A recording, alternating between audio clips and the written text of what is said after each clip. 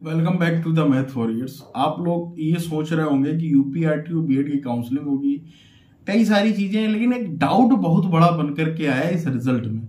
वो हर बार बन के आता है, मैं वो डाउट आपका दूर करूंगा कि ये यूनिवर्सिटी का फर्जीवाड़ा है, क्या रूल्स होते हैं, किस रूल्स के बेसिस पर ऐसा ये करते हैं। सपोज दैट आपके नंबर मान लेता हूं 144 आते हैं, कई सारे बच्चों के साथ ऐसा हुआ, आपने रिजल्ट अगर सही से देखें तो 144 नंबर आपके भी, 144 एक बच्चे के भी हैं।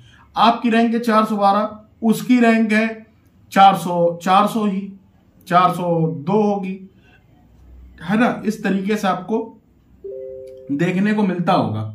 लेकिन ऐसा क्यों होता है, क्या है वजह, आज उस पर हम लोग प्रकाश डालेंगे। ये हर एग्जाम में होता है, इसमें ही नहीं होता। तो वो मैं रूल्स आपको बताता हूं, उनको समझने की कोशिश करिएगा।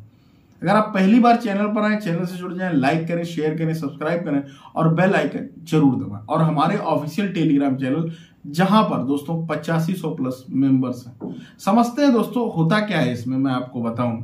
पहला रूल ये होता है, अगर दो कैंडिडेट्स के एक सेम मार्क्स हैं तो जिसकी एज जाता है, समझना बात को, जिसकी एज जाता है, एज के अकॉर्डिंग उसको दिया जाता है। समझ पाए कि नहीं? एज ज्यादा, आप देखना, कभी मेरे साथ भी हुआ था ऐसा, कोई आपके साथ नहीं हुआ। मेरी 21 रैंक थी, मेरे नंबर थे 159, कम से कम 7 लोगों के 159 मार्क्स थे। 14 रैंक वाले के भी 59 ही मार्क्स थे, 159, ठीक है। तो हुआ क्या, जब मैंने चीजें देखी तो उसमें समझ में आया कि उनकी एज ज्यादा है ना।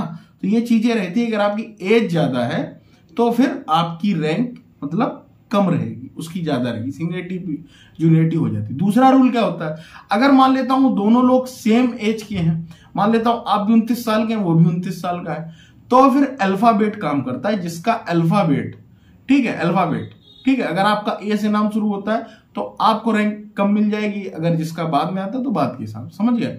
अब सपोज दैट क्या हुआ, मान लेते हैं कि अल्फाबेट भी सेम आ गया तो दूसरा अक्षर देगा। कई सारे नियम जो ये होते हैं ना, इसी के अकॉर्डिंग किया जाता। कोई भी यूनिवर्सिटी कहीं की भी कुछ भी गलत इसमें नहीं करती, पूरा कंप्यूटराइज होता है, डिजिटल होता है, तो उसमें कुछ फर्जीवाड़ा होने के चांसेस ही नहीं। और जो होता है यहाँ पर कि 140 के आसपास जो नंबर होते हैं, बहुत सारे कैंडिडेट के ओवरलैप करते हैं, मतलब कई सारे बच्चों के 150, क्या पता 4 कैंडिडेट क्यों, है ना। तो आप देखकर भयभीत नहीं होंगे कि भैया आपके 150 है। आप सिंपल सा उससे पूछना तुम्हारी एज कितनी है, डेट ऑफ बर्थ कितनी। डेट ऑफ बर्थ जब आप मैच करेंगे तो आपको समझ में आ जाएगा क्यों ऐसा हुआ है। उम्मीद करता हूं इस बात को समझ के जुड़ गए। मैथ के साथ बहुत बड़ी अपडेट दी है आपको, इसमें डाउट रहता है बच्चों को, 10-10, 12-12 रैंक आगे पीछे हो जाते हैं, कई का सिलेक्शन हो जाता है, कई का कभी कभी नहीं होता है। तो वो अब किया जाए, वो एक मानक है, उसी के अकॉर्डिंग ये लोग करते हैं। तो चलिए।